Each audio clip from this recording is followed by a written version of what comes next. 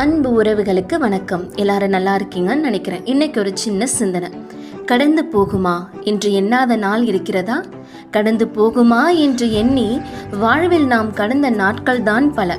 உண்மையை சொல்ல வேண்டுமென்றால் ஒன்று மறைந்து இன்னொன்று வரும். ஆனால் கடந்து விடாது, கூடவே இருக்கும். நிழல் போல சூழலுக்கு ஏற்றாற்போல் அதன் நிலை மட்டும் மாறிவிடும். வலி கடந்து விடாது, தாங்கும் சக்தி கொடுக்கும். கண்ணீர் கடந்து விடாது, அளவு குறையும். ரணங்கள் கடந்து விடாது, கனம் குறையும். சோதனைகள் கடந்து விடாது, பாதைகள் பிறக்கும். சூழ்நிலைகள் கடந்து விடாது, காரணங்கள் வழியாகும். எதுவும் கடந்து விடக்கூடாது. அவ்வாறானால் வந்த பாதை மறந்துவிடும் அல்லவா?